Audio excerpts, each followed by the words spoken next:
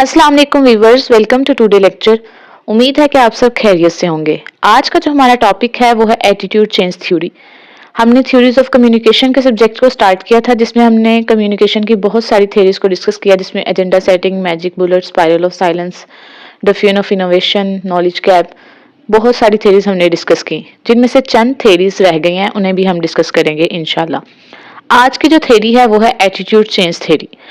Attitude change theory के जो contributor हैं वो है हॉलैंड और शिफर्ड। एटीट्यूड चेंज थ्योरी है क्या? ये साइकोलॉजिकल और सोशल थ्योरीज का सेट है। मतलब एटीट्यूड चेंज थ्योरी का जो कंसेप्ट है वो एक सिर्फ कंसेप्ट है, लेकिन इसमें डिफरेंट थ्योरीज शामिल हैं। मीन के ये खुद एक थ्योरी नहीं है। ये थ्योरी बताती है कि कौन कौन सी थ्योरी जो हैं वो एटीट्यूड को चेंज करती हैं। ठीक है, इसलिए कहा गया कि जो एटीट्यूड चेंज थ्योरी है ये साइकोलॉजिकल और सोशल थ्योरीज का एक सेट है, जो कि बताती है कि किस तरह और क्यों लोगों के ओपिनियंस, एटीट्यूड और बिलीफ्स होते हैं वो वक्त के साथ साथ या तो ट्रांसफॉर्म हो जाते हैं या फिर मॉडिफाई हो जाते हैं। तो ये थ्योरीज जो होती हैं, एटीट्यूड चेंज थ्योरीज एक्सप्लोर करती हैं प्रोसेस, जिनके थ्रू पता चलता है कि जो इंडिविजुअल है वो किस तरह न्यू एटीट्यूड को अडॉप्ट करता है और अपने एग्जिस्टिंग एटीट्यूड को चेंज करता है। यहाँ पे हम आज कुछ मॉडल्स और कुछ थ्योरीज डिस्कस करेंगे जो एटीट्यूड चेंज थ्योरी में आती हैं, कि कौन सी थ्योरीज हैं जो एटीट्यूड चेंज का बायस बनती है। सबसे पहले आ जाती है कॉग्निटिव डिसोनेंस थ्योरी, जिसका मैं लेक्चर डिटेल के साथ पहले अपलोड कर चुकी हूँ। लिंक डिस्क्रिप्शन में मिल जाएगा, आप लोग उसे जरूर देखिएगा। कॉग्निटिव डिसोनेंस थ्योरी का जो डेवलपर है वो है लियोन फेस्टिंगर। ये थ्योरी सजेस्ट करती है कि लोग अपना डिस्कम्फर्ट रिड्यूस करने के लिए क्या करते हैं, अपनी इनकंसिस्टेंसी को खत्म करने के लिए, अपने उनके जो एटीट्यूड, उनके बिहेवियर में जो इनकंसिस्टेंसी होती है, डिस्कम्फर्ट होता है, उसे खत्म करने के लिए अपना एटीट्यूड चेंज कर लेते हैं। मिसाल के तौर पे एक इंसान है वो स्मोकिंग करता है, ठीक है। अब वो अपनी हेल्थ के बारे में भी कॉन्शियस है, लेकिन वो पैकेजिंग पे लिखी एक सेंटेंस को पढ़ रहा है कि smoking are injurious to health. तो अब वो परेशान हो रहा है कि अगर मैं ये पीऊंगा तो मेरी सेहत भी खराब होगी, और अगर मैं नहीं पीऊंगा फिर भी मेरा गुजारा नहीं है। तो क्या हुआ, उसके एटीट्यूड और उसके बिहेवियर के दरमियान एक कन्फ्लिक्ट क्रिएट होगा। ठीक है, वो डिस्कम्फर्ट क्रिएट हो जाएगा। उसका माइंड उलझेगा, यार पीऊं ना पीऊं, पीऊं ना पीऊं, मेरी सेहत खराब होगी, पिए बगैर भी गुजारा है। तो वो इस डिस्कम्फर्ट को, इस इनकंसिस्टेंसी को खत्म करने के लिए वो क्या करेगा, अपना एटीट्यूड चेंज कर लेगा अपने बिहेवियर के साथ। ठीक है, तो यहाँ अपने बिलीव्स को चेंज कर लेगा। तो इसे कहते हैं कॉग्निटिव डिसोनेंस थ्योरी, कि जब दो चीजों में हाँ वो डिस्कम्फर्ट फील होता है, दो चीजें आती हैं, आपके माइंड में, आपकी थिंकिंग में डिस्कम्फर्ट फील होता है, इनकंसिस्टेंसी फील होती है, तो उससे क्या होता है, डिसोनेंस क्रिएट होता है। डिसोनेंस क्रिएट होता है तो उससे क्या होता है, एटीट्यूड चेंज होता है, बिहेवियर चेंज होता है। और जब बिहेवियर चेंज होता है तो उससे क्या आता है, कॉन्सोनेंस आ जाता है, आपका डिसोनेंस रिड्यूस हो जाता है, खत्म हो जाता है। बस इसका कॉन्सेप्ट ही मैं समझाऊंगी आपको, क्योंकि मैं इसका कंप्लीट लेक्चर पहले दे चुकी हूँ। उसमें आपको इसकी टाइप्स, इसके फंक्शंस, ईच एंड एवरीथिंग, इसकी डायग्राम और एग्जांपल्स के साथ आपको मिलेगा, आप उस लेक्चर में देख लीजिएगा। नेक्स्ट आ जाता है सोशल कॉग्निटिव थ्योरी। ये एल्बर्ट बंडूरा की थ्योरी है, जिसे सोशल लर्निंग थ्योरी भी कहते हैं। सोशल लर्निंग थ्योरी या कॉग्निटिव, सोशल कॉग्निटिव थ्योरी ये कहती है कि जब लोग दूसरों को ऑब्जर्व करते हैं, ठीक है, जब सोशलाइजेशन करते हैं, तो उससे क्या करते हैं, अपने एटीट्यूड चेंज कर लेते हैं। जैसे हम किसी एक्ट्रेस को देखते हैं, किसी इन्फ्लुएंसर को देखते हैं, तो हम उस तरह बनने की कोशिश करते हैं। ठीक है, हम सोशल लर्निंग कर रहे हैं, हम सीख रहे हैं ना अपनी सोसाइटी से।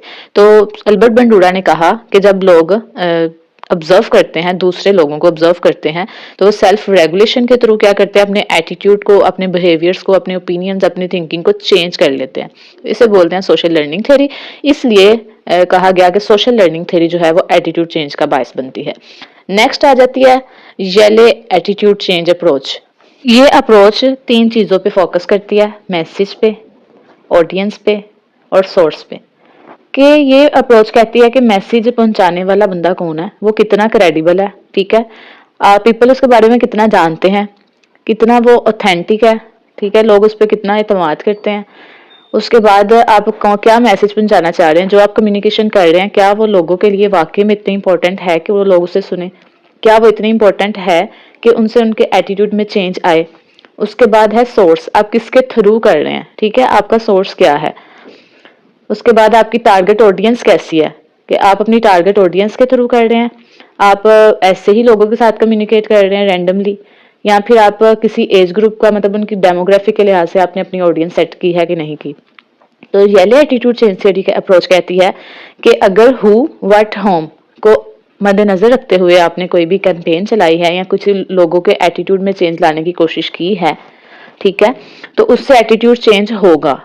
ठीक है, ये उसने कहा मैसेज, ऑडियंस और सोर्स, इन फैक्टर को मद्देनजर रखते हुए एटीट्यूड चेंज इन्फ्लुएंस होगा।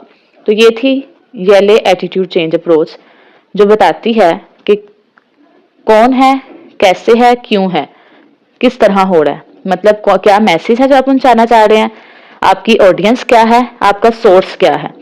तो फिर जो है ना वो लोगों के ओपिनियन में चेंज आएगा।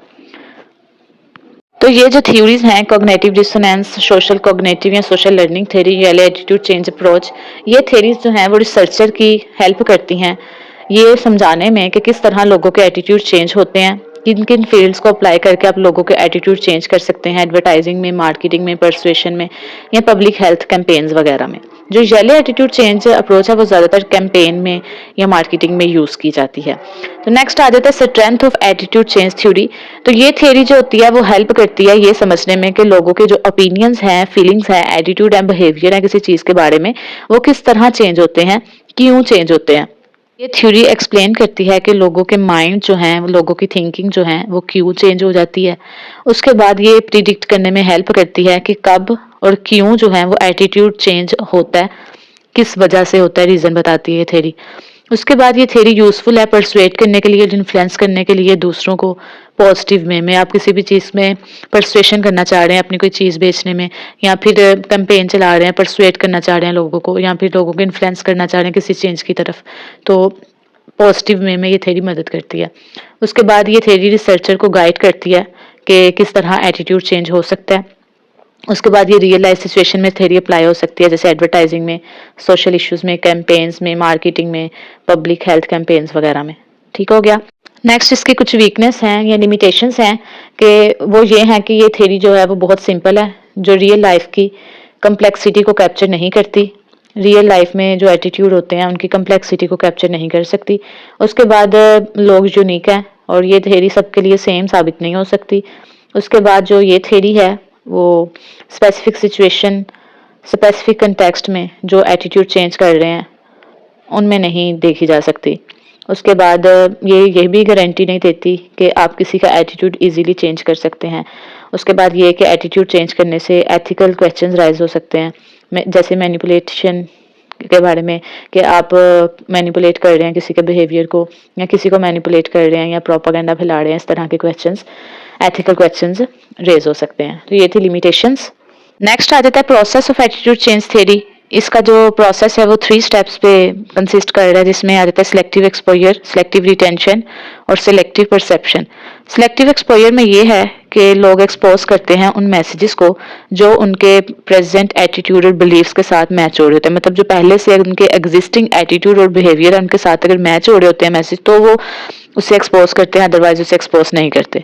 सिलेक्टिव रिटेंशन में क्या है? सिलेक्टिव रिटेंशन में ये है कि लोग उन चीज़ों को अच्छे तरीके से रिमेंबर कर लेते हैं जो उनके एग्जिस्टिंग एटीट्यूड और बिहेवियर के साथ मिलजुल रहे हों।